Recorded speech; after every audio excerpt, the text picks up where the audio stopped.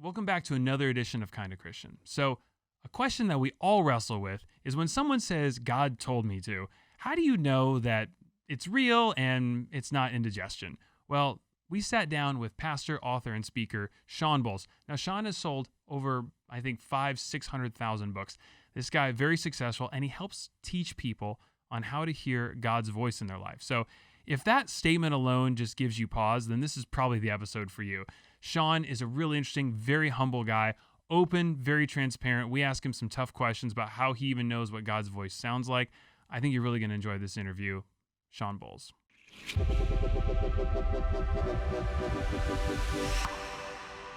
Shawn Bolz. Yes. You have been called by some the most prophetic man in America. Did you know that? No. Then I don't know how prophetic you actually are. Exactly. I was sitting on that one for a while. So that's been told to me. So I don't know if you've heard that, but I hope that's not a big rumor. That's right. Well, we'll see. We'll find out today. Actually, at the end, We'll see what the fans say. Tell us a little bit about your faith journey and how you became a Christian, which you are a Christian. Yes, I'm a Christian. Okay, good. I like it when pastors are Christian. Yeah, it helps. It helps a lot when you're leading not cultishly. It's right. great. My dad's a colonel in the Air Force, and my mom was a stay-at-home mom, and they were Catholic, and they love the Catholic Church still to this day, but they didn't have a personal relationship with Jesus at the time when my brother got leukemia and died. And he died through like a operation. And during that time, they actually saw an angel, and it changed their whole life. They both didn't believe in the supernatural in a major way. They believe in God in a real way, but they didn't believe in the supernatural, like on this side of eternity. And so it's their story. Like, I always get some of the details wrong because it's their story. Like, even when I wrote it in one of the books that I did, I had to like call them and say, is this right? But it just profoundly impacted them, where they were like, oh my gosh. And they never asked the question, why didn't it happen before? They just were so comforted by this experience. And they ended up going back to their Catholic place. And there was a priest there that was practicing what they call charismatic Catholic tradition, which means they believe the Holy Spirit still moves and heals and does stuff now. So my parents got really involved with that. And then my dad got transferred. And when they got transferred out to Orange County. And I think it was like a civilian base at the time, and I was a little kid. And it was pretty profound because they ended up finding a church there that was a pretty well-known church. It was during the Jesus People movement, even though I looked very young. I was alive then. And I was a little kid, but I was alive then. And so Jesus People movement was one of the great worldwide revivals that had over, I think, 16 or 17 million people saved all in one generation from different churches, different groups. It wasn't like one church is centered around, but there was high focus on Southern California. One of the groups that was involved with it was called the Vineyard. And so in the early days when it was still Calvary Chapel with Chuck Smith, John Wimber split off and he started the Vineyard. It was already a denomination, but he took it over. And my parents got really involved with it. And so I just grew up around loving Jesus and seeing a lot of people give their lives to Jesus. And it just framed and shaped me. My parents weren't pastors, so I was still around ministry. They did kind of what they call lay leadership in those days, which is they always led groups. They helped lead in different aspects. And I just saw God do so many things as a child that I just never left. I never left the belief.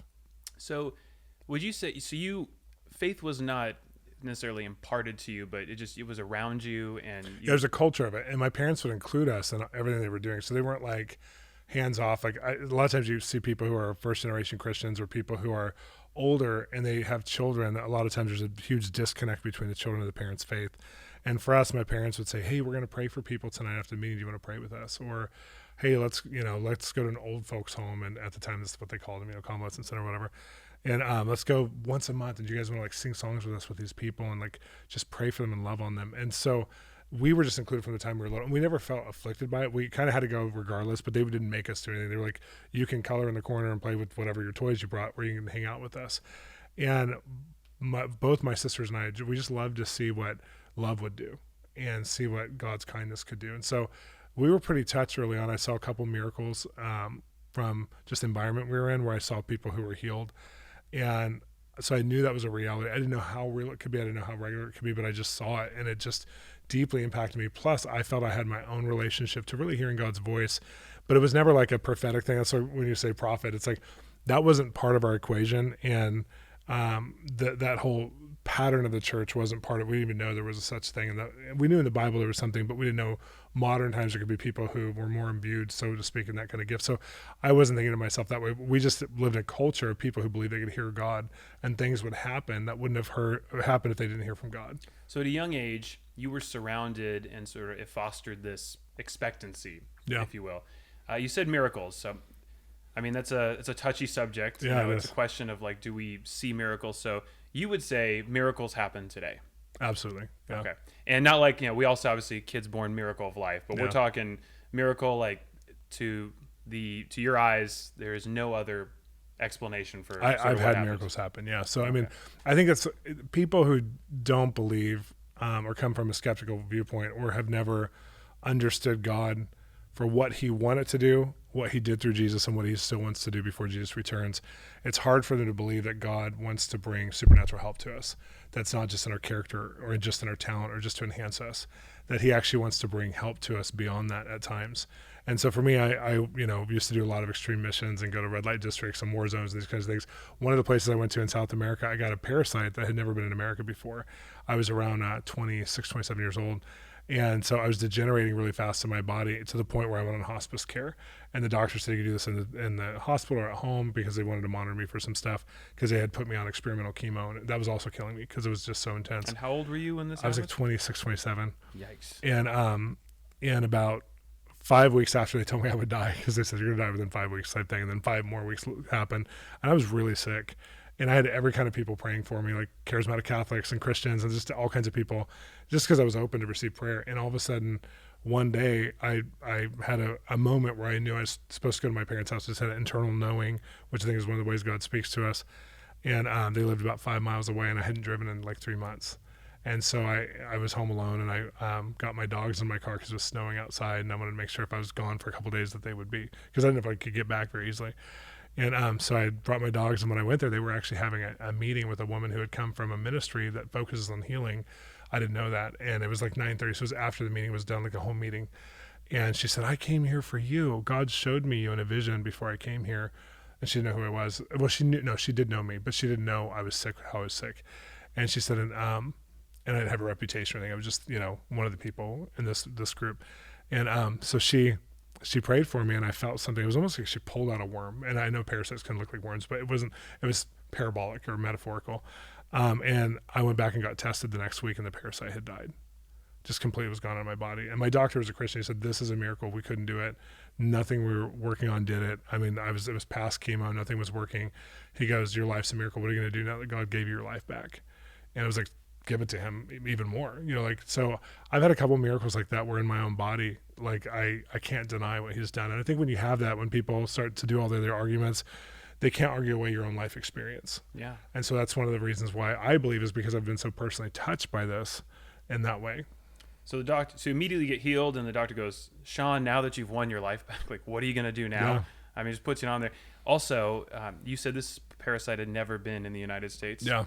Has it now named Shawn Bolz, or did you get any sort of I didn't get any credit. award or any? I mean, no, typically people it was already named. It was a named parasite. Okay, so it's anonymous. The name's like this long, and so I can't even tell you. Like, I'm really bad with names. Okay, so. well, I was hoping there was some redemptive. Aside from the healing, there might have been, something could have happened there.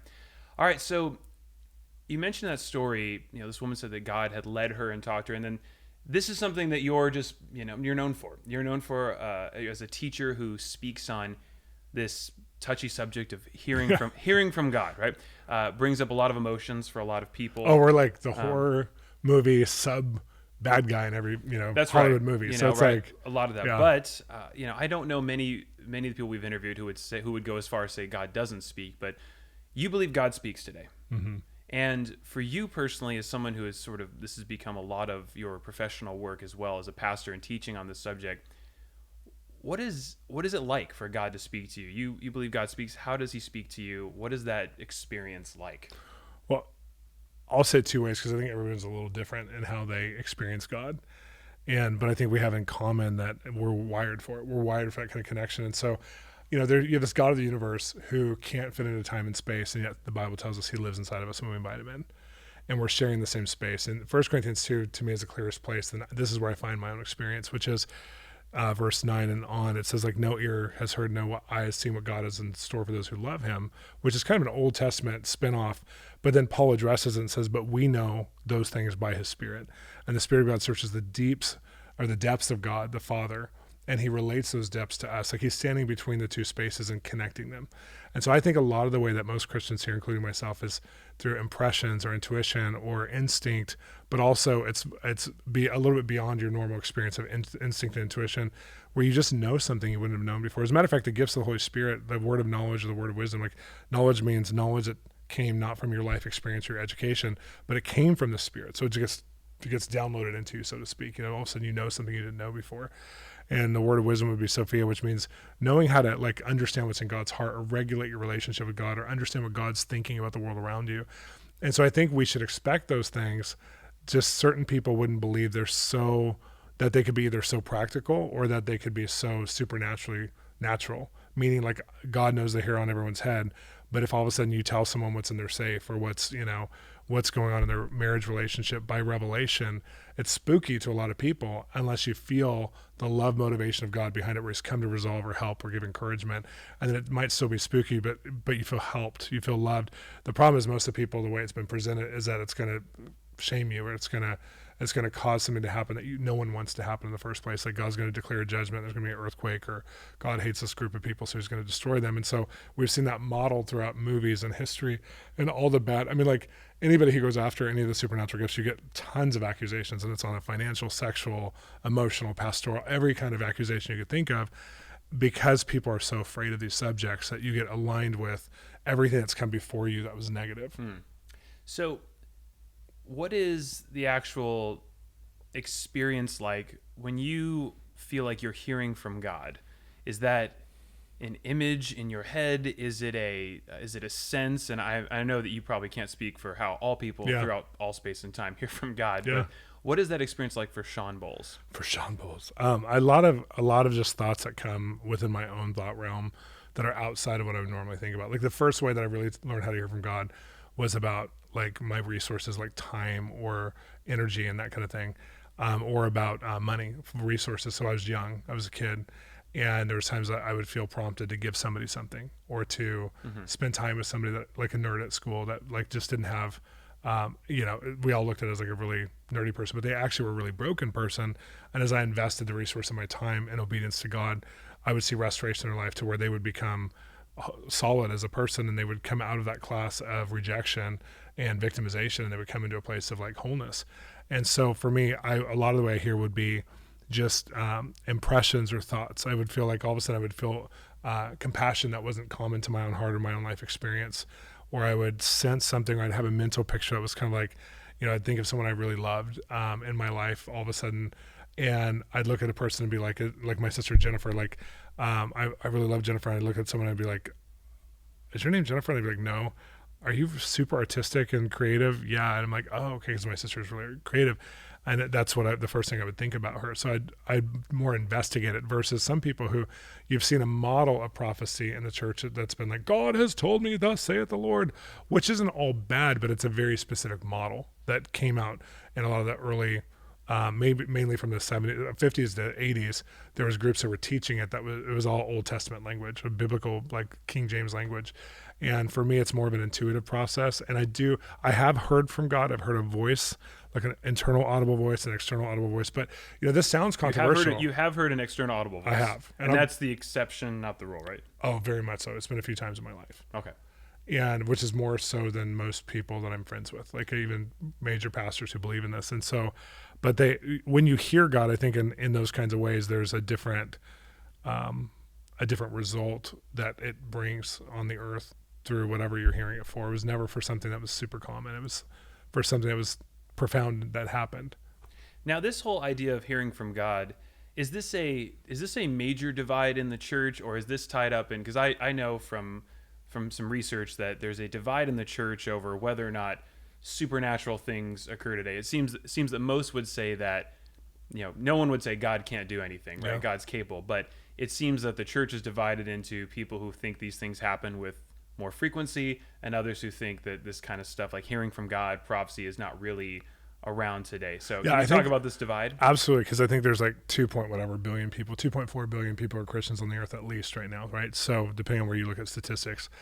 And when Azusa Street happened, which was an early church revival here centered around Southern California, that's when you have the Pentecostal birth of Pentecostal movement, which things like the Assemblies of God and other types of major church movements that were, Amy Sinclair McPherson followed shortly after that. She was one of the most famous Christians in history, modern history. So you have all these like Pentecostal groups that spun off. Well, out of that, there's about 770 million people. So it's a great percentage of that 2 point whatever billion people who believe in hearing from God, believe in praying for the sick, believe in, that God can bring miracles. Probably the majority of the 2 billion believe that God could do something supernatural. It's just they don't have an expectation that would happen or that you could partner your faith to it. They are waiting for God to do something for them versus having that, what I would call more of an attitude of sonship, like where, God came through Jesus and Jesus gave his life for us. And then he restored us to God's original intention, and that he came to restore all things. And he modeled supernatural culture and natural culture, how the kingdom of God both could affect natural things, but it could also bring supernatural resolutions to spiritual issues that there's just no way to get resolved in our lifetime, whether it's something big like immorality, and that's one of the first ways that people learn who are almost all Christians could agree with this. Like, I know right now I'm being convicted to not do something that I would normally do in my own patterns. And so God's reforming me from the inside, but they don't call that God's voice. But that's one of the ways we're wired when we become a Christian, is to not feel guilt and shame, but to feel like an invitation to be a higher version of ourselves. And so we get called to repentance, which means change, and also to take responsibility for what we've done wrong. And that's really God speaking. That's really one of the ways that God even defines in the Bible that he'll come to us, that the Holy Spirit will change us from the inside out. And so I think a lot of it, because of the spookiness of, and some of the extremism that's happened with people who believe in prophecy, that it's created an exhaustion in people. And also there's been so much imbalance. A lot of it's been centered around people using supernatural encounters to gain wealth or power or authority, or to have a lot of immorality stuff that's happened around control and power trips.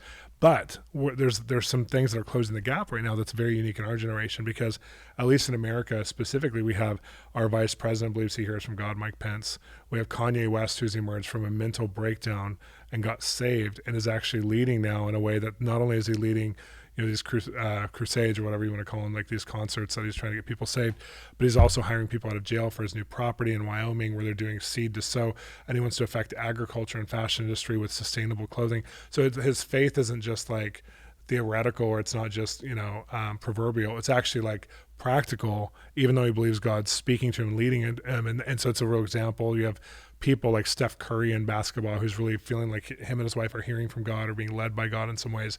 So we're seeing it in places of culture we've never quite seen it this much before. And you can see it. I mean, I have a podcast called Exploring the Prophetic, and I have people from all genres on it, politicians and entertainers and business people who are sharing like really profound stories in their industry or their authority, where they've heard from God and it actually changed their life and the world around them. So it's becoming would you say that a more normative experience for Christians to say, yeah, God's speaking? Is that becoming more acceptable? It is. I think it's more acceptable. I think some of the extremes are still as resisted, and even some of the, we majored for a couple of years on words of knowledge, which a word of knowledge would be knowing something about a person's current or past, and then what God thinks about it. So you're calling out something. It almost looks like, to some people who don't understand what it is, it might look like a psychic reading or something, because you're saying, your name's Ryan, and they're saying, oh my gosh, my name is Ryan. How do you know my name? Because God knows everything. And words of knowledge in the right context, when it's not so showy and it's not like on a platform, when you're just going up to somebody at a bus stop and you're saying, hey, I'm a Christian, can I pray for you? Yeah, do you have a sister who's going through something that's really hard? That right there is like the best form and use for it. So you do it it's in a questioning manner. And so biblically, when Jesus, with the story, when Jesus approached the woman at the well, and he had insight into her marriages, etc. Is that a word of, would that classify? There's like 4 words of knowledge. So that's word of knowledge. Yeah. And then obviously she went away changed from that because he knew something. Yeah. There's like 60 or 65 of them in the Bible. Okay. Where words of knowledge came out. Now I noticed when you talk about it, you seem to you approach it like, can I pray for you? It's implied that there's a bit of vagueness to it, right? Or it's questioning. You're not coming across saying, you're not approaching someone on the bus saying, thus saith the Lord, I, his prophet, his chosen vessel, have chosen you to... Well, no, because that's the breakdown, right? Because then it creates an us and them, and I have a power to give you something, and I'm the one who's profound, versus God. And so, like, we got to disarm anything that puts a wedge between us and someone else. And I've even changed in the last 2 years. Like if you go on YouTube and you see a lot of the way I ministered from platforms where I was calling people out in a prophecy as a model. I was really doing it as a model. I wasn't trying to be seen that way. I was just showing people what's available. But I've even changed that because I feel like it became too showy, or people were like, they start to get expectation, like I'm going to be the next Shawn Bolz from a platform and prophesy over people. Like that should be a ministry. And I was like, that's not what I was trying to model. What I was trying to model was we can go places and see people in view of God's love for them and know things about their lives that helps bring resolution. Because ultimately, most Christians would agree that mediums and psychics may bring some form of encouragement, but it doesn't spiritually resolve spiritually rooted issues that are really between God and man, or from the enemy and man. We believe in a devil, so between the devil and man. And when you're a Christian, you could help bring spiritual resolution to each other, and you could actually stop patterns in people's lives that are wrong together with them, or you could help introduce them in ways to God that actually brings something that they didn't have available to them before. So maybe it's in their marriage, or maybe it's with their children. And I'm with a flight attendant on one of the planes, I was sitting next to a guy who's like really, kimchi breath, like very gross, and alcohol and just whatever. And it was so bad that I couldn't even stay seated next to him for 5 hours. I kept, and the plane was full, so I kept getting up. So the flight attendant was like, I know it's bad. I'm so sorry. He's snoring really loud. I'm so sorry you're sitting next to him. That guy's like an alcoholic or something. I'm so sorry. I was like, well, I'm just using this time. I'm a Christian. I'm just using this time to kind of pray. Do you need prayer? Because most people will say yes, sure. Most people. It depends on, we live in a very unique time, depending on where you're at. But for America, people are hungry, And so she's like, oh my gosh, my son's going through so much right now. And he's, well, she just opened up then. living with his girlfriend. And could you just pray for me? And I started saying, is this a scenario of what's going on? Like where she's kind of turned him against you and you don't have a real relationship with him anymore. And she's like, and I had a couple of the details, and she's like, how did you know that? I said, no, you asked me to pray. And immediately God showed me he wants to give your son's heart back to you and your heart back to your son. And that this girl has been a wedge, and she's led him into some stuff. I don't want to say what it is, but like some bad patterns in his life. And that none of us would want our children to be involved with. And she's like, absolutely. I said, well, I feel like God's showing me, and you could tell me, here's my phone number. God's showing me that she's going to be out of his life. Even by the time we're landing, that they're having a talk tonight, and that she's going to be out of his life soon, if not tonight. And that God wants to give you your son's heart back. And that like there's something about his life moving forward, like God's answering your prayers. He's not making that happen, but your son's making the right choices over this. And when she got home, it wasn't her son who made the choices. Actually, the girl broke up with her son kind of as a power play, but he was like, I don't want to ever get back together with her again. And he realized what had happened. So, wow. This is just a woman on a plane. And I think like how many of us are concerned about so many things. And when you have Christians who believe God cares about everything and we're available for prayer through issues, it's like I have, team members on our team who they're just everyday people. We don't have anyone who's full-time ministry on our prophetic team, that I think maybe a couple pastors. And they just do this like as a regular part of their life. They're looking to encourage people in their friendship circle, but then also outside their friendship circle. And they just ask people for prayer. So we're praying, and then we're praying with prophetic intention. We're not trying to start with prophecy. We're starting with, let's connect to you with God. Right. And then if there's something prophetic that comes up, that's great. But I think the model of like dominating prophecy is really unhealthy a lot of times. So more importantly, what happened to the guy with the kimchi breath? I have no idea. Bummer. I stayed away from him. Okay. So His prayer has its limits. So that's what I did pray that it would go That's away. what I'm hearing here. Yeah. All right. So you mentioned that you've mentioned transformation, renewal, solving a spiritual issue. I wanted to ask you how we actually know something is from God. Are there guardrails we put on this, Yeah. and then how do we look back and say that was from God? What you mentioned, fruit and inward change and renewal. So do results dictate that? Well, a couple things. I mean, I think we got to look at our relationship with God as we look at our relationships that are healthy with great people in our life. And we're in our relationships with great people, we have fruit from those relationships that are actually we benefit from because we sacrifice and serve in a different way, healthy relationships, and they serve us in a different way. Like my wife and I, like our relationship has fruit to it, and it causes me to live in more peace, and it causes me to live in more connection to myself as I'm trying to serve and help her.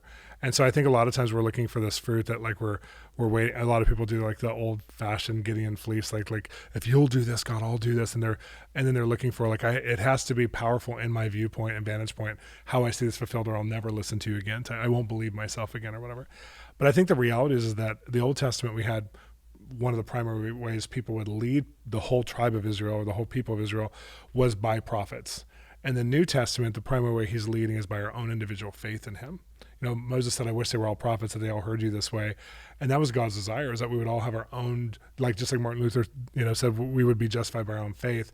That applies to prophetic principles too. Like, we're supposed to be led by our own faith in God, our own relationship to the Bible, and our own relationship to the Spirit. We need other people. Absolutely. We need other people's interpretation of the scriptures and other people's interpretation of our life experience and our encounters with God. But at the same time, if we were on a desert island, we could still have a successful relationship with God and to ourselves and the whole thing. It's like we could still be formed somewhat. I don't think we'd be like Castaway with Tom Hanks if you actually have a sense of who God is. You could actually have a level of fulfillment in who he is, even if there was the loneliness of life type thing until you get rescued type thing. But I would say the guardrails are, we're looking for, especially when you're first learning how to hear from God, and that we're all able to hear from God. John 14-16, Jesus prophesies that the Holy Spirit would come and reveal all these things from the Father to us. So the problem is most of us come when we're saved or when we're awakened or open up to the fact that God wants to speak to us, and we bring our top 3 things to him, and then we expect him to speak about those things, and we don't realize he has an agenda as well. And so then a lot of times out of our own desire, we hear for those things. So marriage, money, whatever, if there's a healing need, if there's someone going through something really hard. And so, when I was a teenager, I was like, okay, God, tell me who I'm going to marry so I don't have to worry about that one. As a teenager? And I look across the room and there's a girl, it's the prettiest girl in the youth group type thing. I'm like, she's the one. I know she's the one. And I just was convinced. And she's obviously not the one. And we, dated a little bit. She was kind enough to date me for a little while. Still prettiest girl in the room you got to date. Yeah, it was very nice. But, nice, man. And so we dated for a little bit, but it just wasn't there. And there's a big story behind it, but it wasn't there. And it was really the voice of my desire that was looking for something that could just resolve something that God really gave me as a human male to learn about who I am and who I'd want to choose. And he doesn't want to violate a lot of those processes a lot of times. I'm not saying God won't speak to us about who we're supposed to marry, but I don't think that's the common. And I think most people who start to believe in the prophetic, they put a God card on everything. They want God to speak to them about what to wear in the morning. And that's one of the things that really bugs me, as far as I actually think God's more powerful when we make powerful choices with him, because it's like a father. If I'm 16 and I'm trying to decide who to date, I might ask my dad some questions or my mom some questions. But if I'm 36 and I'm like, tell me who to date, it actually makes them look like they didn't form me or help me in those critical times when I was young. It actually doesn't bring them honor. It actually makes them look bad as parents. So you're saying it's possible to lean too much on God? It's possible to over spiritualize every opportunity. Okay, that makes and sense. Not trust the character that he's putting inside of us through our relationship to the word and through our relationship of developing our internal self.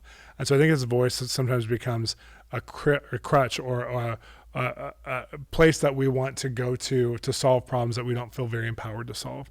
And so I think that's where we've had a lot of the problems where people don't have good boundaries. Sometimes we're like, okay, I know God wants me to be a millionaire, where there's only 6% of Americans are millionaires, and every young Christian business person is like, I'm believing for my piece of that pie, and then they start to pray. If they're in a prophetic culture or a culture where they do prayer ministry like this, a lot of times they'll prophesy over each other. It's like, you can't just say, hey, I feel like there's some, we live in LA, there's some acting on your life. They'll say, I see you as Meryl Streep and I see the Academy Award, and that person then can't just enjoy the process of becoming an actor, that God put something inside of them to express creativity. And their mind now, there's no enjoyment to anything until they get to become the Academy Award winner, which will probably never happen. That was never God's intention. But the person who's receiving it doesn't feel comfortable enough to not put an upgrade or an exaggeration on it, to just say, hey, God made you from before time began, it says, for good works. And one of the things you're going to do that you're going to find the most life in is acting. And that's enough. And you see these prophets who are like, you will be the next Bill Gates, or you will be the, and the person's like, oh, okay. And then they didn't create computer systems. Bill Gates are bust, pretty much. Yeah. And I think that's where the guardrails have to be put up, is like, we unfortunately exaggerate. I did it when I was growing in the hearing God's voice, especially in my younger years. Like I feel like I exaggerated, or like I wanted an enhanced experience because I wanted people to view me as the one who called out. I want to be able to tell people stories and say, I prophesied to them, and they started that whole career life. And I had the wrong goals. And like, as I grew, and just as a human, as someone who really loves God, I didn't want to be responsible for his glory and his story. I wanted to just be a servant, just like when I was serving in missions and I was feeding people like many times, or feeding homeless people downtown. I wanted the prophetic to be like not about me. I wasn't the one providing all the food most of the time. I was just one of the cogs in the machine of love towards these people, of acts of compassion. So when you thought about what God was doing there, you didn't see Shawn Bolz. You saw the overarching theme of who Jesus is and who Christians are, as more not autonomous at all or anonymous at all, but as part of a bigger system, that it's about Jesus, not about us. And so I feel like a lot of the prophetic gets hyped, and then prophetic personalities emerge that are more like celebrity superstars. Just like we have a superstar culture in American Christianity a lot. And so I think, and then you put the prophetic on it, and then anything that somebody does, that's one of the things I hate the label for. If I have video game characters behind me, my shelves are like, there's a guy with a sword. Does he play violent video games? Oh my gosh, I totally don't believe in that guy anymore. He's totally like, and there just becomes this, for something that we don't agree on, that becomes our blockade. Totally. Or if there's a controversy or a scandal, like this group decides to judge because of this reason. I mean, I've had so many scandals in my life that I don't even pay attention to them, because they're not like, it's usually a rumor that comes here that ends up operating all the way around here, Well, let me ask you about that, because that's something. So you mentioned celebrity status, and it's funny. The Bible mentions multiple gifts.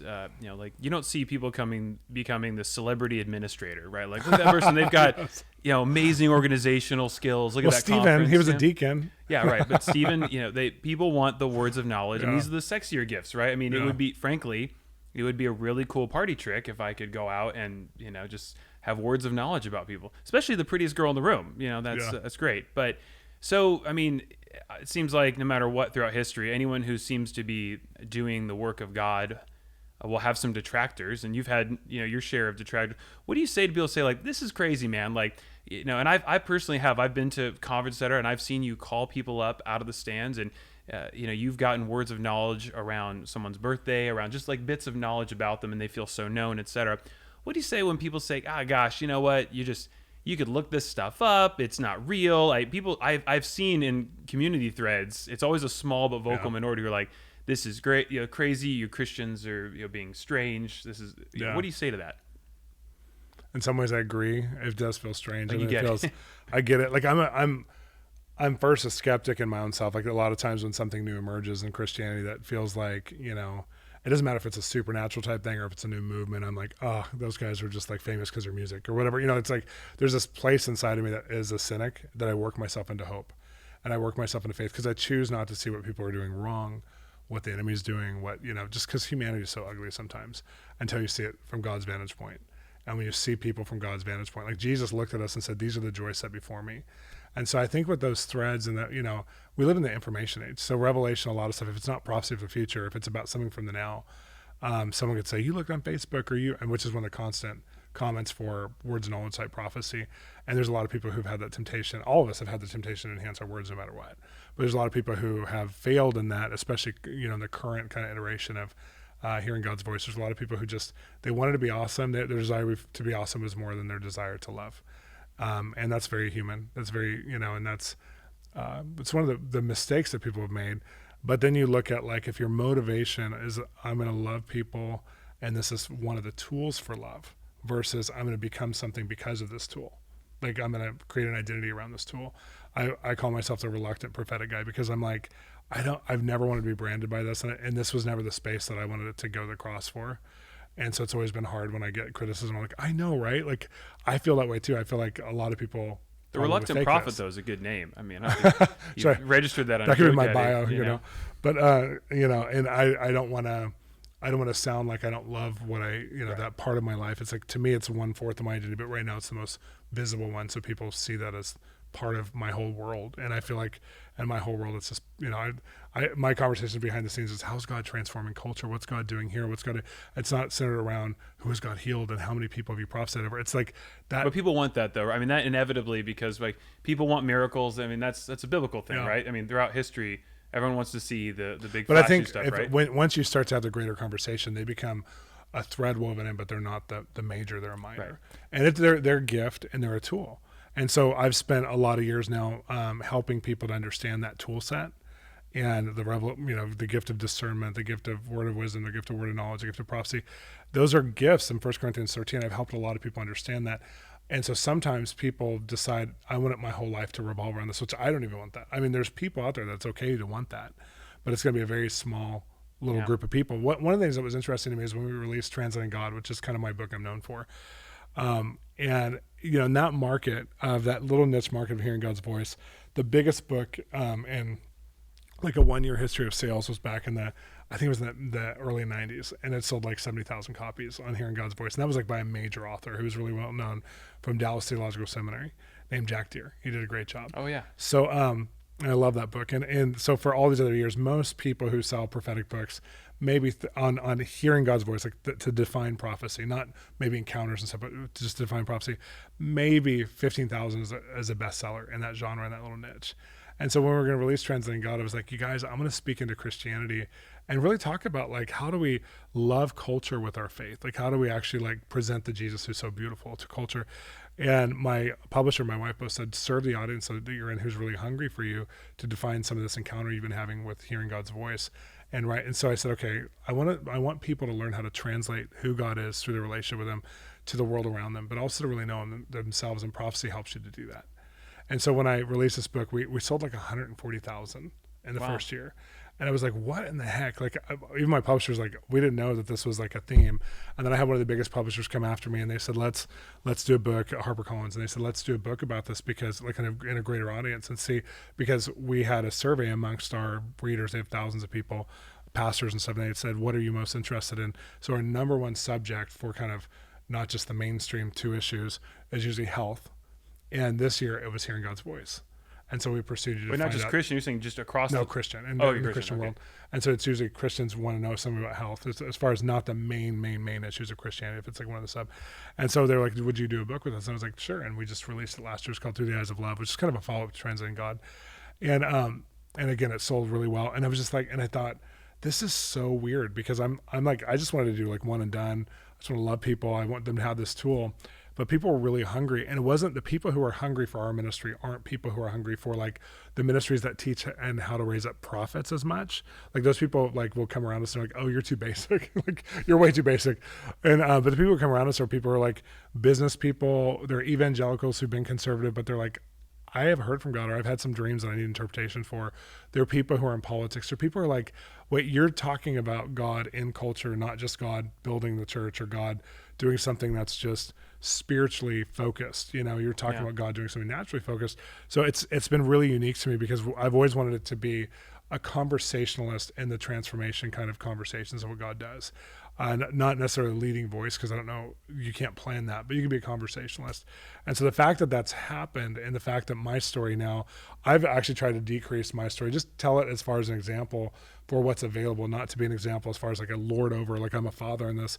I'm just an example. Let me brother you. Let me love you. If I father you somehow, great, but you can only mentor so many people. It happens through real life, But we started a mentoring platform in the sense of like, let's mentor the culture of this, how to hear from God. It's been really interesting to watch the types of people who've engaged us. Thousands of people have engaged our mentoring platform, and they're hearing God in real ways, and it's normal in their culture of life. It's supernaturally natural, meaning God's resolving natural things in their life. He's helping them to understand who they are. He's helping them to get over smoking and addiction or these kinds of things that they tried every other type of route, the declaration prayer route, this book, this Celebrate Recovery, this, and all of a sudden they just have, like, they see what God designed. Like one lady was saying, I saw myself in my 80s and 90s, and I'm in my 50s now, and I know if I smoke as much as I do now, I won't live to there, but I saw myself for my grandchildren and my role that I would play for them and helping to keep some of the spirituality and the prayer alive for their lives.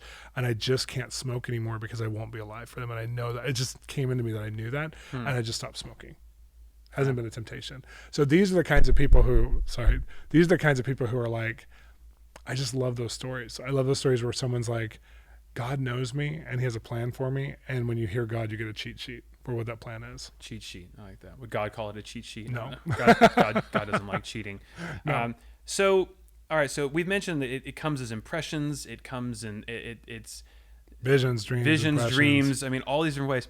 So why does God do it this way? Like, why? I mean, in the Old Testament, you've got God appearing as a burning bush. Yeah. He has some pretty, Ezekiel has this insane revelation of a four-headed, winged, creature. Yeah. And then in the New Testament, it seems like there's a stark contrast, and I can appreciate an outsider going, well, it seems when God spoke, it was pretty profound, and people would cower down. And the New Testament, it's like, well, I see, I have this image, and I see like birthday candles. I mean, just like some really abstract, weird stuff. I think it's both and. I mean, I think everything that God's done in the Bible is a presence for what he can still do. And other than the cross and the resurrection, that's like a once and for all, you know, but everything in the Bible, it's like Jesus never did the same miracle twice because he was showing us that first of all, he's a creator like Genesis 1, but also that he wanted us to walk with God, and he wanted to show us that this is not a formula. As a matter of fact, when Jesus came on the earth, people were looking for, like, Solomon was a messianic picture. So Solomon had built the city infrastructure, the temple, the greatest resources known to man were brought together in his generation. Like, you have this incredible picture of Solomon, who a lot of the Jews believed Jesus was going to return, and that he was going to be the modern day Solomon. Like, that's what the Messiah picture would look like.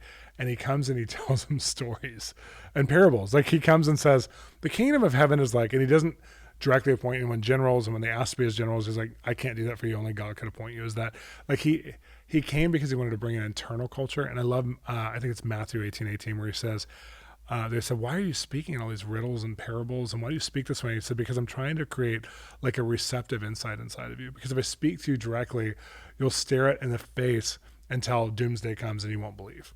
So I think there's something about, especially modern culture, because we're so like Greek-minded, we're so intellectual. Modern culture, if we just intellectually know who God is, then we'll figure it out and we'll do it in our own strength. We see a lot of churches doing that. They're like, literally, they can have church and the Holy Spirit doesn't even have to be involved. You know, like they can have church and you never know if God was even there. They just are a great community center meeting community needs. And we can't just be a community center. We have to be an upgrade of that. We actually have to meet spiritual needs too, not just community needs. And I love places that are meeting community needs because that's like far more sometimes than a lot of the charismatic places who think they're meeting spiritual needs and they're not doing anything. But there has to be, I know I'm like, slam. No, I'm just kidding. But there has to be this place inside of us that understands you speak to me. It's that proverb that says it's the glory of God to conceal a matter and the glory of a king to search it out. You speak to me in ways that it's creating inside of me an understanding to know you and like to be culturized by you, not just to do something for you. So he keeps it, would you say then God keeps it vague to initiate and invite you into a pursuit of him? Like he gives you so it's just a nudge. Whereas if he gave you just too much, it might overwhelm you. Or I guess also, right, in the Old Testament, people sometimes saw God and just died, right? It was just so like, but you do have like too much God. You know, Nebuchadnezzar and Pharaoh, yeah. They both have dreams. They're both not even Christians. And Joseph even says, isn't God the God who gives interpretations of dreams? I'll give you your interpretation. And he knew that if God had spoken to Pharaoh directly, that Pharaoh wouldn't be as intrigued because he already asked all the astrologers. He already asked all the people, like the witches of the culture, like, tell me, all the spiritual people, like, tell me what this means. And they wouldn't. So he's very, like, I don't know if you ever had a dream that was important to you, like in the night, you know, you're like, oh my gosh, I have to figure this out. Like this, whether it's a psychological dream, a spiritual dream, whatever, I need to figure this out. And he was obsessed. And so finally someone says, there's this guy in jail who interpreted my dream. I think he might be able to do it. Who is willing to take a known criminal who out of jail just in case. That's how obsessed he was. I don't think that story would have happened if God hadn't hidden himself in something. I get what you're saying. All right, so yeah, he left just, it's like a episode of Lost. You had to keep watching, you know, to find out what the truth progressive. Is, you know? You progressively understand who God is through your life journey. Okay, that makes all right. That makes sense. But otherwise, we do something for him and not with him, right? Like he'd give you, you know, Ryan, this is exactly what to do. Here's A, B, and C, and he wouldn't need him to do it other than to say, hey, I need the resources to do it. When are you going to pour out some whatever? But if he's like, hey, let me take you on a journey where you become who I am, who I've made you to be in your lifetime. And you get to do something with me, not just for me. And he starts to change you from the inside out and actually help you to identify. Like, I think of people like who I really respect, like Carl Lentz in New York. I don't know him at all, but Carl Lentz from Hillsong, New York. And I think of like this guy. He's probably watching right now. I'm sure he's not. But I think of him. Wow, blasted again. You should have him on. But I think of someone like Carl Lentz, and I think of like, would he have chosen to go to New York and be a pastor? With the kind of gifts he has, he probably has the ability to create finances and resources and empower tons of people. So if you put him in a corporation, he'd probably be leading a Fortune 500 company because he's brilliant. He's a creative genius and he's brilliant. Would he choose to lay down his life to be a controversial pastor in New York who is very misunderstood at times by the greater church and who gets pigeonholed or marginalized at times, but also has a great voice of the church, an incredible voice of the church? But would he have chosen that? So if God told him in the beginning, you will be a pastor, do it this way, would he have enjoyed it even as much? versus God leading him in different steps and stages to where all of a sudden the culmination of that in this season, who knows, he might recreate himself in another season, is to lead something in a really reforming way to the whole church as far as how to love people in a big city that's very liberal and very, anti-evangelicalism, and he's killing it. And I just think of people like that right now that are probably wouldn't have chosen to be pastors or leaders, but God led them a certain way to where they find, like me with a prophetic, like I said no. I was like, God, I don't want to do that. I don't want to do a Christian TV show on this. I don't want to write books on this. I told him early on, like, I don't want to be known for the subject. I want to do this with you, but I don't want to be one of the teachers for this. You negotiated with God around your vocation. You said, God, I don't want I told him no. I just told the just creator so of the you universe know, no. like, I don't want to do this. If you ask me to do it, I'll do it for you, but this is not what I want. Because I was immature. And I just didn't know. And yet he wasn't asking me at the time. I just was telling him, just so you know, like, I know where God this ask goes. her to see. No, I just was like, I was seeing all that, because ultimately a lot of the things we'll say no to are because we've seen someone brand it wrongly. And so we're like, we don't believe we have enough of God to reform it or to change people's perceptions of it or to do it in a way that's honoring to God or honoring to culture, honoring to love, honoring to people, community. And so I think I just didn't have enough identity yet to where it's like when God actually, I felt like, I don't know what you call it, an assignment or calling or commission, or whatever language people would understand, to share and write and teach. I was fine with it by the time I did. It still wasn't my favorite thing. Like if you asked me what I wanted to do, I wouldn't have been a minister. I would have been in the entertainment industry and just doing production stuff. So it's hard for me to, and I don't regret, like I don't think like, oh, I wish I was doing that. I have a part of my life that does some of that stuff now, but I just never saw myself going down this road. So when you have this place of, especially when you're hearing from God, he leads you in places you wouldn't go to get a result you wouldn't have had in your lifetime by your own gifts and talents. But he sometimes even takes you into places that you don't have the gifting and talent for when you hear him, and purposely puts you there so that 1 Corinthians 1, the things that are wise there don't look as wise because you show up and they're like, oh, so what college did you go to and what Ivy League school? And you're like, I went to Bible college in Kansas City and didn't finish, like, which is, fine institution. Yeah. So basically God knows what he's doing. Yeah. And all right, so you mentioned something about you said no to God. This is something that we ask everyone on this show. God has, I'm going to ask you this in a couple parts. You mentioned earlier, God has plans for you, correct? Absolutely. Okay. God has plans for you. Can you miss out on God's plans and purpose for your life? Yes. Scary. Absolutely. Elaborate. Well, I'll say this, you can miss out, but it's really about obedience. It's not like obedience, like, just, if you say no to God that one time, you're going to miss it forever. There's those Christians who are like, if I don't evangelize this person, they'll never be evangelized. It's like, you are not the Messiah. Yeah. And even in your own life, you're not powerful enough to destroy God's work in your life, but unless you are destroying God's work in your life, meaning like, I am called to something and I become a drug addict and I start selling drugs and I'm now in jail and I'm just called to lead something or to build something and I don't have that opportunity anymore. God will still recreate opportunity to that significance so you can still have impact even in jail if you turn your life to him. Like Pharaoh might call and need a dream interpreted if you're in exactly jail. You never know. And we've seen people like, who've come out of those situations and God recreated their whole destiny, what they lost for 20 years, but it's different than he originally intended it.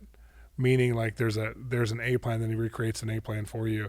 But I've had opportunities I've lost because of just exhaustion or weariness or just not having faith. That's the biggest one, is not having faith that it was really God. Not that I didn't want to do it or whatever, but just I couldn't fully partner my faith to it. I almost lost the property we're filming in right now because we had some prophecies, a lot of prophecies about this. And this was a unique, I've never heard anyone who had this many prophecies about a house. I would walk into a room for pastors that are really well known that don't even really prophesy. And they'd say, God's going to give you a property for your destiny so you can do some stuff. And I'd just be like, we had some really specific ones. I'm like, wow, that's incredible. And it's in LA, and LA is a really hard place to buy property, especially if we're in Studio City and it's just hard. And so my wife really wanted a journey of dreaming of what that could look like. And she had full faith for it and the whole thing. And I took it as like, one day this might happen 20 years from now. I might, do one of my business ventures and it might make a lot of money. We buy a house. I wasn't thinking of the God component or the God equation, which I think a lot of us don't.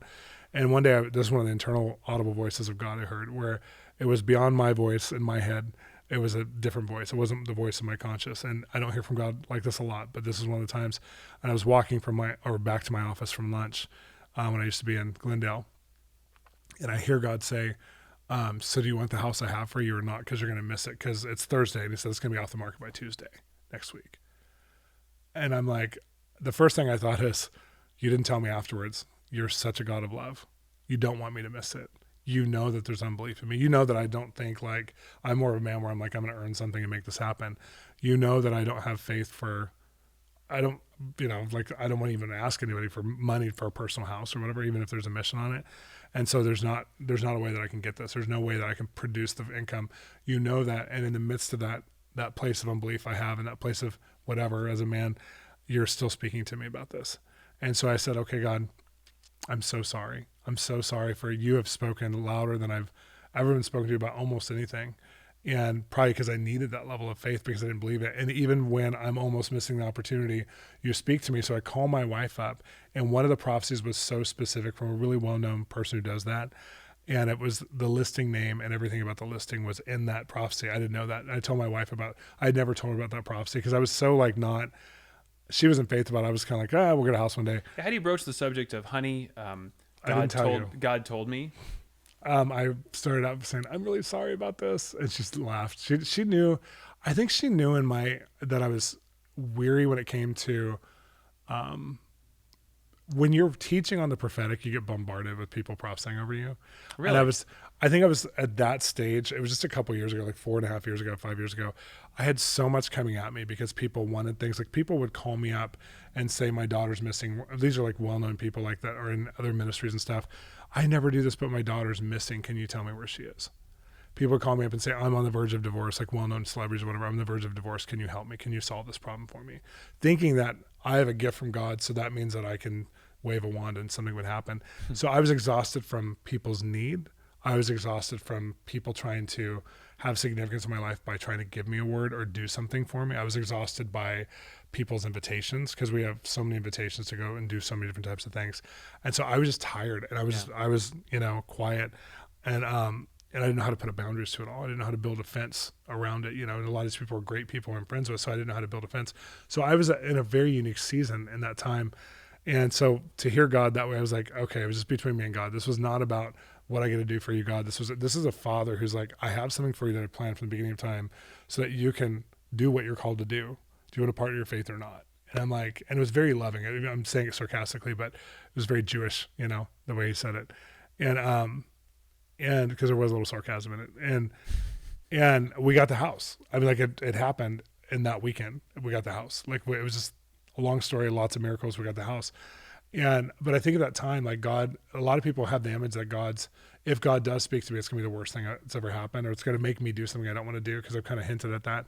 Like I'm doing some things I wouldn't necessarily have signed up for, but that's not who God is. God's like, he's prepared you for things that might be out of your geography or out of your socioeconomic status or whatever. But whether you're poor and it's with rich people, whether you're rich and it's with poor people, like he gives us assignments a lot of times that are they're not, terrible for us, but they're not things that we would have chosen necessarily. But we get this image, like a lot of people are like, am I going to go to Africa if I hear from God right now? Like, is that going to be my life? I have to do something I don't want to do. It's not that you don't want to do it. It's that you would have never chosen it for yourself. Okay. And I think like for me, I've had to like really look at my heart at times and say, okay, God, I haven't partnered my faith, and I've almost missed it here. And I have missed a couple opportunities that you have the right kind of regret. It's not like this introspective, like I have shame. I just know like, I don't want to do that again. Well, and also if the Christian narrative is that someone is going to exist for eternity, does it kind of also like life matters, but it also doesn't really, right? I mean, well, it does and it doesn't, because I think we're rewarded based on our faith, and so in heaven, and I don't think there's a class system in all our caste system. Is there envy? I've always wondered, is there envy in heaven? No, I don't. I think like we're stripped from that carnal nature, right? That's what we're dying to here, but we're not stripped from our God nature here. Like there's a nature God made us to walk in on the earth that we're now fully cooperating as Christians, trying to get into that nature of like what it feels like to be in heaven. And I think when we're in heaven, we don't have like this place of regret, but we do have an understanding of what we said no to. And also we know how to say yes to Jesus now. So I think what we do here is actually dress rehearsal for some of the roles we'll take in heaven. I think there's teachers here that are still going to be unveiling the mysteries of God in heaven. God never ends. So like we're always going to be discovering new things. I mean, those angels are going around the throne. So you're still going to be on stage up in heaven. No. Oh man. Thank you, Jesus. But musicians, they'll still be artists. They'll still be doing art in heaven. We don't know what it looks like. Celestial art. What does that look like? But I mean, we were made for certain roles that keep going. Prophecy ends, but the desire to understand the depth of God doesn't. So I want to finish with a few sort of just, I don't call them pushback questions, but we've talked a lot about prophecy. Some of this stuff must seem so crazy, right? I mean, I'll admit, I was invited and sort of drugged to an event one time that you were speaking at, and I was like, I need to, I'm like, what's this guy doing, right? And I remember you gave 2 words to 2 friends of mine, and I was so just taken aback. I was like, is this stuff even happening? I actually went on to see if I could find some of the information that you gave them in words of knowledge. Which is smart. That's good. I test everything. And these 2 cases, I could find a couple things, etc. And I thought, well, it was interesting. Do you think that God leaves plausible deniability with a lot of miracles? That is, he wants to, because I found a lot of things, and actually I know we did a research report for some work on a girl who had a brain tumor healed, and it seemed to be healed for a year, and then it came back.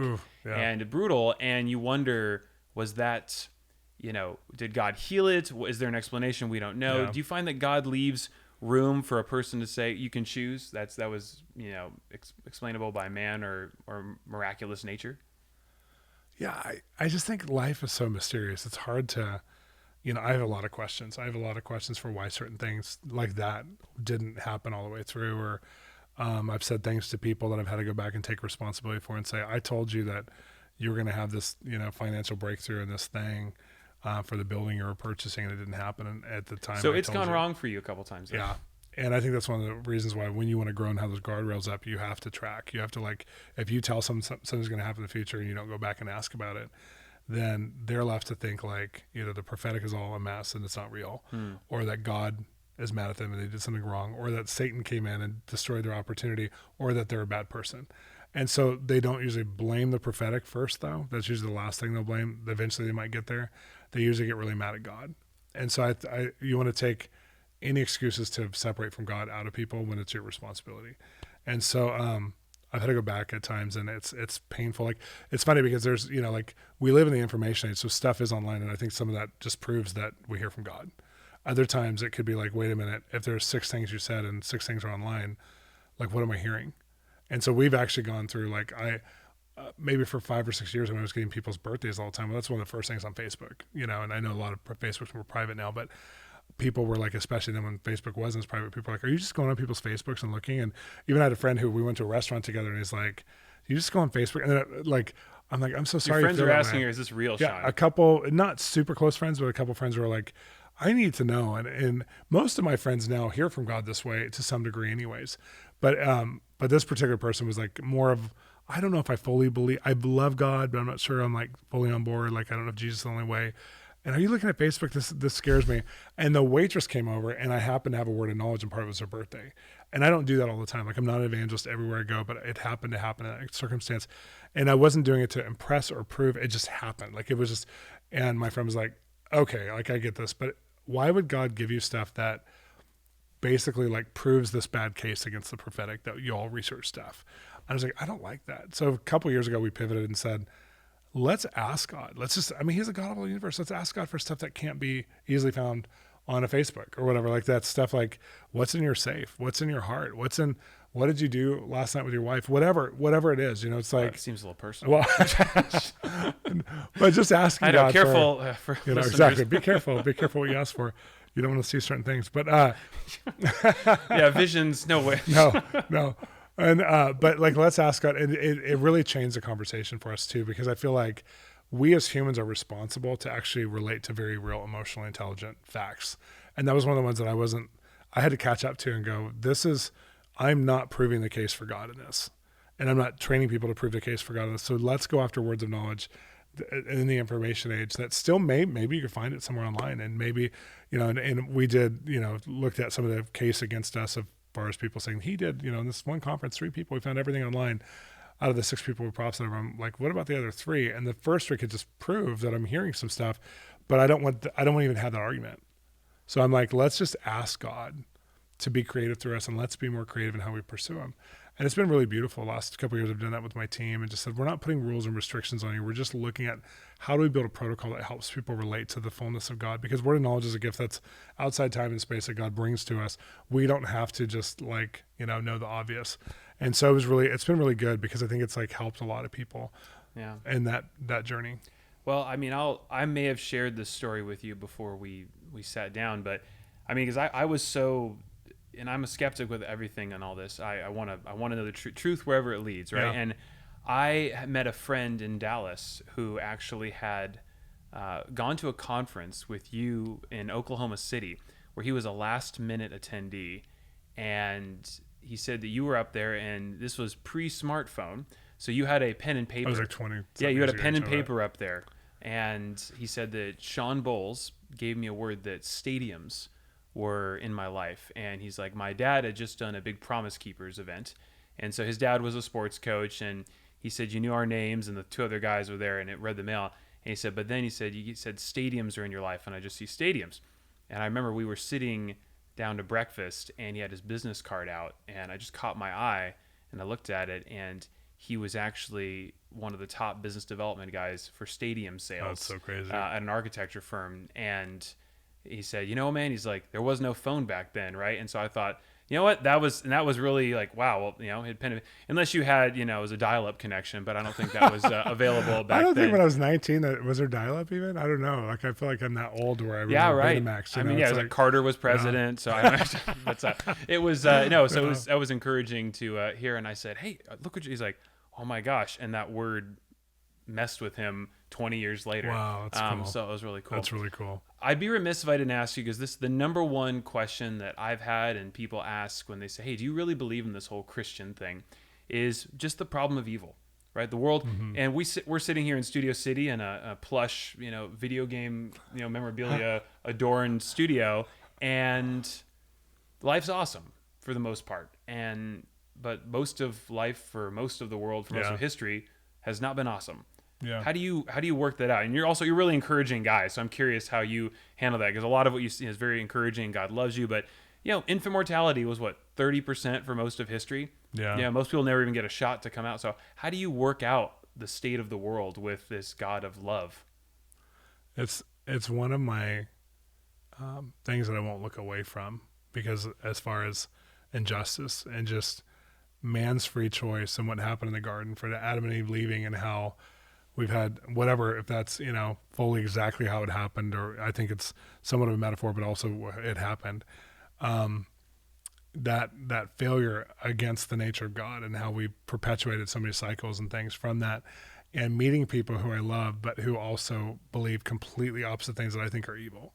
Like, some of the abortion issues, or these kinds of things that are like, you're killing children and you have no problem with it, but knowing that your conscience isn't the same conscience that I have about these things. It's like, but then, I grew up as a second generation Christian. And so my parents were really excited to be in the church, and they just lived in the bubble of where there wasn't a lot of evil, or a lot of evil talked about.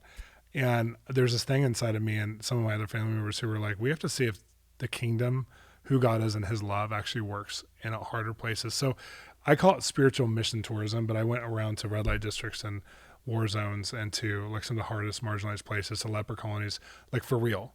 Until I was married, I went regularly to these kinds of places to see if the same thing we were preaching at all these events and conferences, if we could have Jesus manifest there. And I learned more through the people than they probably learned through me. I mean, I'm taught at pastors' events in Africa with like thousands of pastors, and they would tell me their stories. I'm like, you don't need me to teach you what faith is. You guys know, you've had to practice love in the midst of persecution and being the persecuted church. And it's just, so I think for me, I know this, that Isaiah 58 is one of my life scriptures. This is the whole chapter. And I look at Jesus, who's never looked away from one act of injustice. And he loves everybody so much and so completely. And he has not only a resolution in place for our generation, if we'll partner our faith to it for certain major issues, but he also has the end in mind.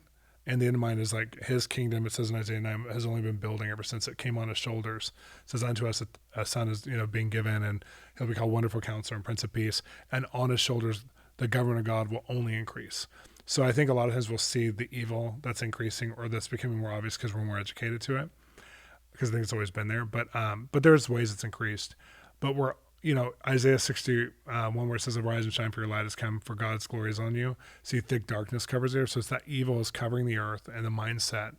But when God shows up through his people, that's what the beauty of Christianity.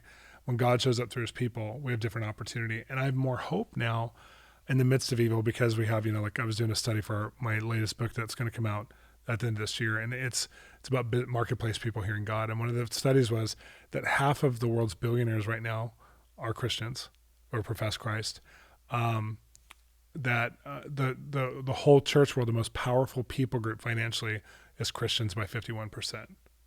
So we already have had a great wealth transfer. If you've ever heard that term, it's like that, the wealth of the wicked is laid up for the righteous. There's already been a place where we have the finances to change systemic poverty and to change, the worst case issues, even in 1 or 2 years, if we had the right organization around it.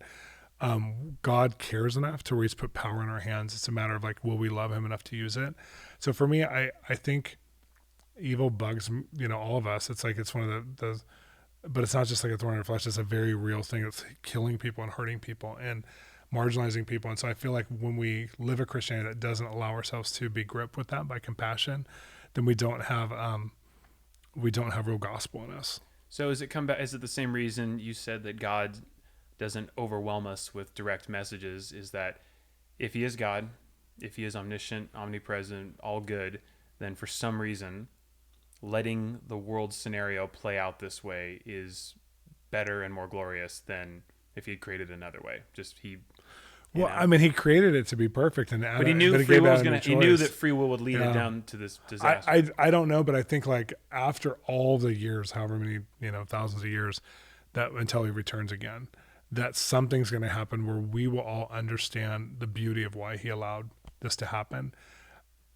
And we'll see a culmination, and we'll be like if you've ever seen a movie where you're so confused the whole time, and at the end you're The Color Purple is a great movie like that. At the end you're like, oh my gosh, or the Harriet Tubman movie that came out. Those are two more about slavery and racism and stuff. But the Harriet Tubman movie where you're seeing this woman who has been violated her whole life and then becomes a slave rescuer, who was a slave, who becomes and had 300 plus slaves get rescued, and she never lost one. And so you see why her life, why God allowed her life to be she just existed in this world, that God planned her for one thing, but he restored her to it through the slave, abolitionism. I just think we'll look at these, you watch a movie and you're just crying at the end going, you're so good, God. You knew the end from the beginning. And we're going to look at everyone's stories people watch Netflix right now and go, you're good everywhere. You were always good the whole time. We couldn't see it, but you were always good the whole time, and you had a plan to defeat the enemy and the work of darkness the entire time, and you were doing it. But now we knew in part, now we know in full.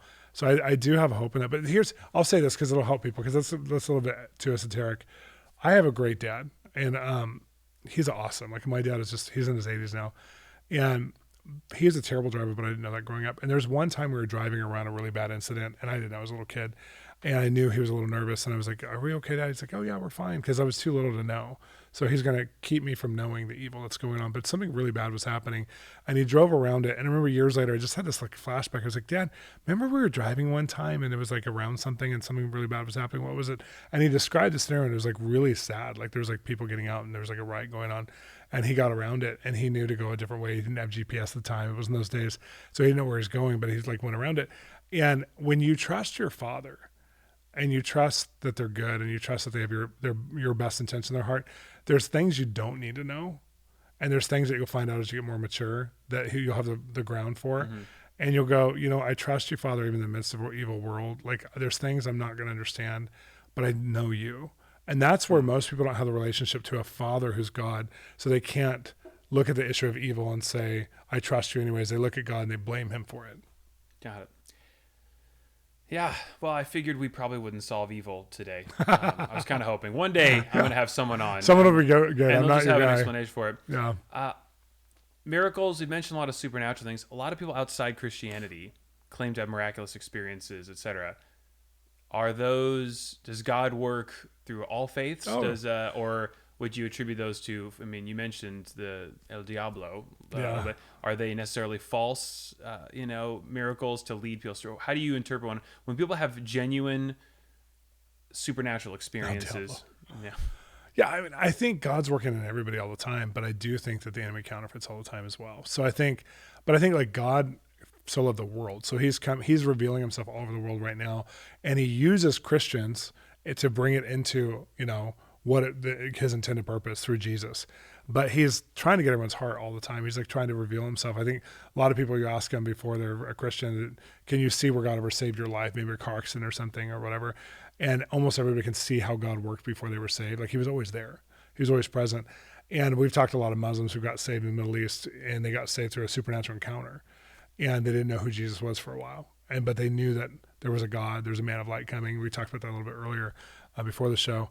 And I think personally, like there's that God's never stopped moving and revealing himself.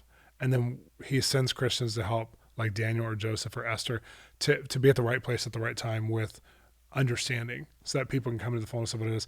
Now, when it comes to cultic or the occult power, I think the enemy tries to mimic or formulate. I've met people who they were healed of cancer, but then they got lupus or something. It's like there's like almost like an exchange, like the enemy like masked the healing. And I've never met, I've just in my own experience, but I'm not saying it hasn't happened, but in my experience, I've never met someone who's had a healing through a faith healer that didn't have Jesus in their life. But I'm sure there's some out there. I don't have that much life experience, but I have some. I've met a lot of people who've had psychic words or medium words or those kinds of cold readings that weren't linked to a personal relationship with Jesus. And what I've found is that it didn't bring supernatural movement forward in their life. Like they might have said, "You're dead Ann, I'm seeing her right now, and the last thing you did was fight with her, and she wants you to know if she's okay." And that brings encouragement. Like that's like, wow, I feel so much better because I feel guilt in my last conversation. But when God says it, it's not just information that makes you feel like a little bit better. It's actually like you and your aunt had something going on in your life that was really destructive, a destructive, toxic pattern in your relationship, and God wants to heal your heart. So not only like, do you not have this sense of regret towards your aunt, but you won't perpetuate that in your life in the future. And I think it's like God's looking at the big picture of people's lives. So usually when prophecy comes, it brings more of a movement forward in someone's life. It can spiritually resolve. It can naturally give them, or can give them a natural understanding of themselves and emotional intelligence type thing. And I don't think that happens with the occult, where it actually breaks something off. It usually there's an exchange, and a lot of it's ritualistic. So there's a ritualistic exchange. You're exchanging one evil for another, or one pattern for another. Whereas God's like, no, you're getting free. You're getting me. You're getting, it's just totally different. So I guess to sum up, how do you, Shawn Bolz, believe that Christianity is true? And are there days when you still, even despite what you've shared, you've seen with us, are there days where you're like, I don't know. Like, do you ever wonder, like, man, am I just making this up in my head some days, or are you past that? I'm past that. I mean, I think when I was young, because I've been in this for a long time since I was little, I think when I was young, I had thoughts like, are you really the only way, Jesus? Like, I believe in you fully. Like, I never had this time where I walked away from God, or I had like a huge weird. You never did a big season. rebellion. No. Okay. And which is fine when people, a lot of people go through that. I just didn't, but I had an encounter with his love. So it's like, I just kept looking at him like, you can't deny when you feel like he's revealed himself to you that way. So I'm like, and I just love the Bible. I love worship. I love, connecting to him.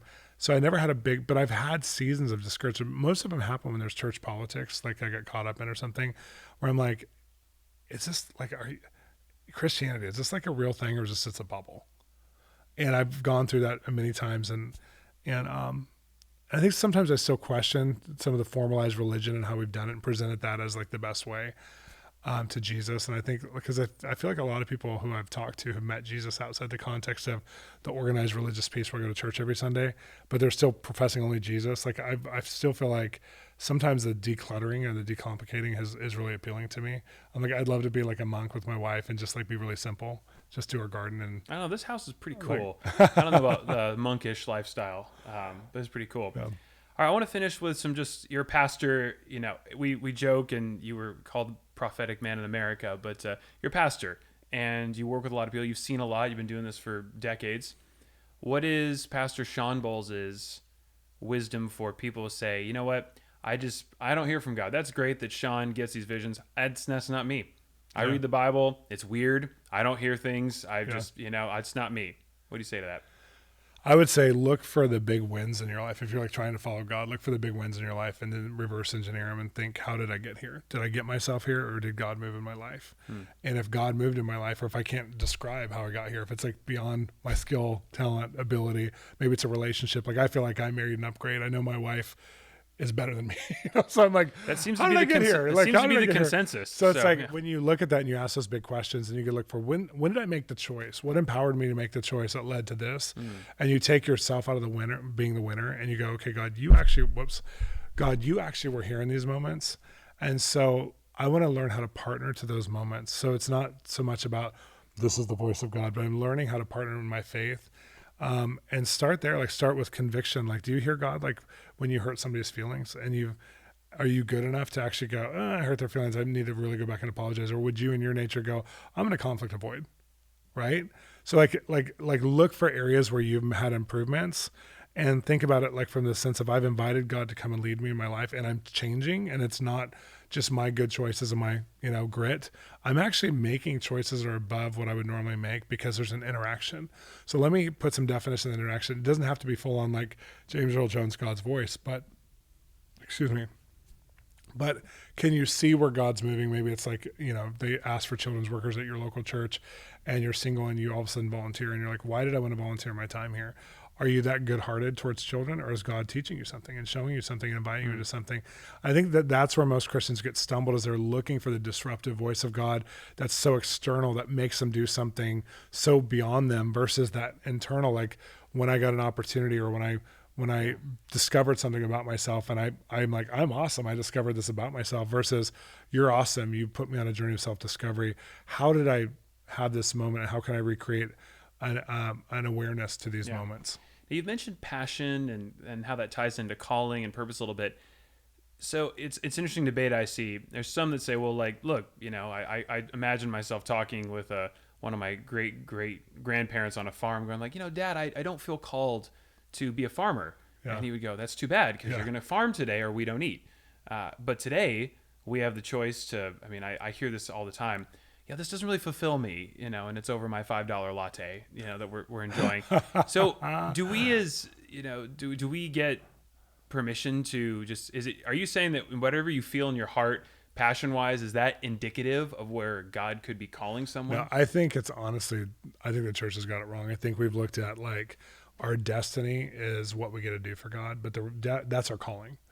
Our calling is what we get to do for God. And that might be I might be a manager at Walmart the rest of my life. I got to do that with God, and I got to use all my skills, talents, whatever it is. And you don't always have a choice of how your calling plays out, in the sense of, yeah, you could dream. Yeah, you could, but there's people who are in marginalized people groups. There's people who are women who would love to do a role like a president, but we haven't had one yet in America, at least.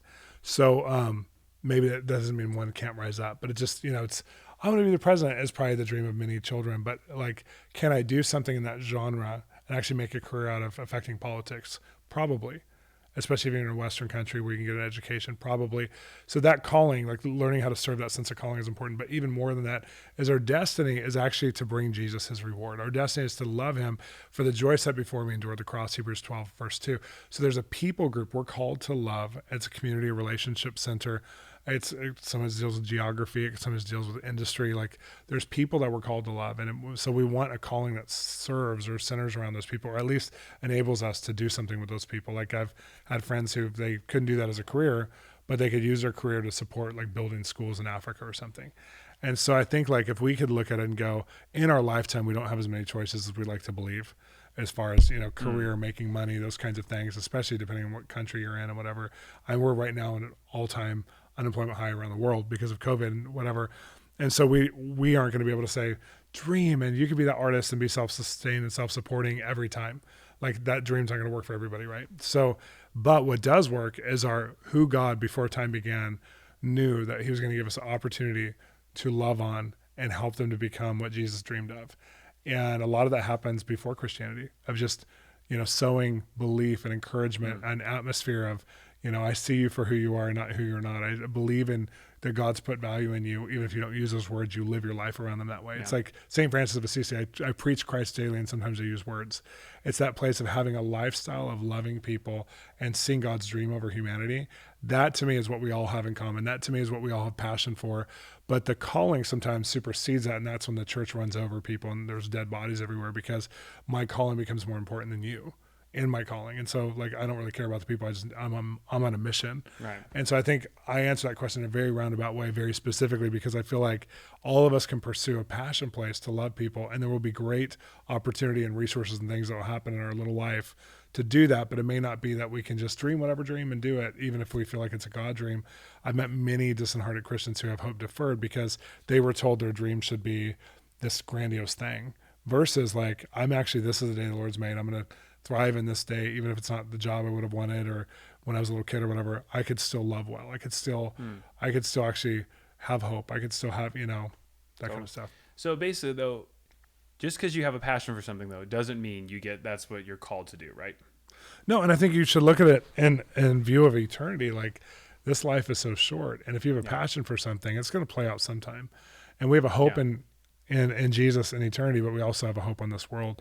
And I think a lot of people who are like feeling, it's a Hebrews 11, like there's a lot of people who are believing for a lot of things and who are way better at faith than we were.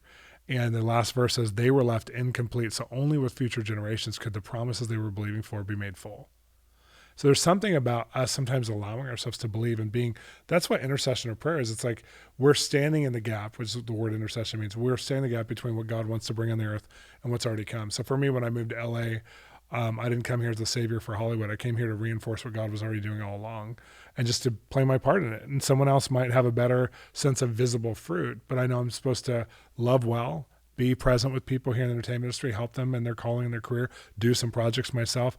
Like, that's one of my passion centers. But I think a lot of Christians get it backwards, where like it starts and ends with me. And whatever I don't see, I'm going to be disappointed about. What does prayer look like for you? 16 hours a day. That's right. Well, you have I should say that you have 2 small children and a wife. Yes. So when you get to pray, what does that look like? Exactly. And I have a big life. Prayer for me, like I decided a long time ago to have prayer be really sacred, in the sense that I don't do a lot of second commandment prayer all the time. Like I do, which means devotional list, whatever. I do that a couple times a week, where it's like I'm praying for the needs we have, praying for my wife, and I do that pretty much every day. But my own devotional time with God, it's like I'm trying to. We have this relationship, the most fascinating being in the universe. If I could have time with Oprah or Bill Gates or Trump or whoever right now, and whether you like those people or not, they're very important in society. If I could have time with them, and if I went in with a huge agenda, I'm like, well, Bill, okay. Anyways, we have 2 minutes left, go. And you have this incredible person who has way more life experience than I do, and I'm the one with the agenda. There's something really imbalanced about that. So I've tried to clear myself and just go, I'm going to read some of the word, and try and use, a lot of times I'll use other people's tracks of Bible studies and stuff too, and go on a Bible study track. And then I clear myself and I just pray, and here I am, Samuel, like, what are you saying, God? And listen. And I just, do a lot of just contemplative thinking, just think about, and prayer and Christian meditation, just focusing on Jesus, clear myself of everything else. And so that's my daily, sometimes daily too is devotional stuff, or second commandment stuff, or praying for the world, praying for all the needs. And then I do that as a job because of ministry. I do that as a job at times too. But if I mix that all in together, then it becomes very convoluted. Like going on date night with my wife and talking about how we're going to manage our life the next week, and we don't have an intimacy. It's like we need to have times where we share our hearts, not just. All right. Now you've mentioned your lovely wife several times, and as a pastor, I imagine you've married some couples. You've been a part of a lot of people's journey. Yeah. What is a pastor's advice for Christians, non-Christians, all alike, on finding love and making love work? Don't be the most powerful person in the relationship, but share your power. Because I think like a lot of us are independent and powerful. And when you get married, you're getting married to that person's the most powerful person beside you in your life. They go to bed with you. They can talk to you about almost anything can be on the table. And I think a lot of us who get into marriage when we have very different ideas, and we start, especially the first year, a lot of conflict comes up where it's like, I don't know if I want to be married to you in this area. We're not very compatible because you don't know how to listen to someone and share your power. A lot of, especially men, like we have things we're already doing that somebody comes into our life, and they, whether you have a business, a construction business, or you're a pastor or whatever, and all of a sudden the woman has a voice into it, and you're like, why are you talking about things you don't know about? Like that kind of thing. So that's one example. But I think if we can share from the beginning, like say, I'm going to allow you, look at you as an asset and a team member in my heart. I'm going to be one to you as well. And I'm going to include you in the most vulnerable parts of my heart process, and listen to you even when I don't want to hear what you're saying, and weigh that against my internal life. that you'll be light years ahead of everybody else. That's amazing. Well, even though you've stated that we are eternal beings, it appears that our time here on this show is coming to an end. It's done. But thank you so much. I did want to give you a chance. You mentioned you've got a couple cool projects and some stuff you're working on. Obviously, I'll put this in the show notes so people can reach out, bombard you with more prophetic words. But Yes. what are you working on right now? So we have an online platform. It's like 5 videos a week that people can subscribe to. And it's amazing. It's some of it's me, some of our friends, but we're training people how to, with revelation they're getting, how to apply and interpret what to do with it. Because that's one of the big missing pieces. What do I do with this now that I have it? And it's ongoing. It's an ongoing discussion. And we have a lot of e-courses and stuff that come with that platform. Then we have a free YouTube show. It's a series on processing your journey together in the prophetic. We have a TBN show. That's one of the major Christian television networks. It's on Monday nights at 7 p.m. It's called Translating God, off of my best-selling book. And we have a lot of free resources. My podcast is phenomenal. It's so much fun because everybody else's stories besides mine. And that's like 3 million downloads. No, like 6 million downloads. 6 million great. downloads. It's amazing. I don't say in pride of myself, I just love that conversation's getting bigger. And I hope a lot of different people have it in a lot of different ways for what God's doing. And then my new book is coming out, which is really cool. It's called Provision, Prophecies, Prayers, and Declarations. So it's actually a prayer book where you look over 10 areas of life, like family, finances, those areas, and apply God as a provider, Jehovah Jireh. That's one of his names in the Bible. In those areas, and you learn how to think with well-constructed prayers over your life about it, and then also to make some declarations. And then I put some prophecies. I sat down and I prayed, and I actually had what I believe is general or generic prophecy, which is very specific to people. But when you read it, it's really good. We did one last year called Breakthrough. Same kind of thing, prophecies, prayers, and declarations. And I've never had so much good feedback in my life. So this is the follow-up to it. That's awesome, man.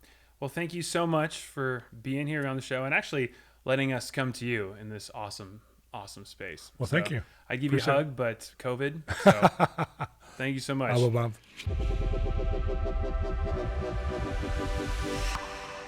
Thank you so much for listening to Kind of Christian. Hope you enjoyed this episode. If you did, please subscribe and leave us a 5-star review.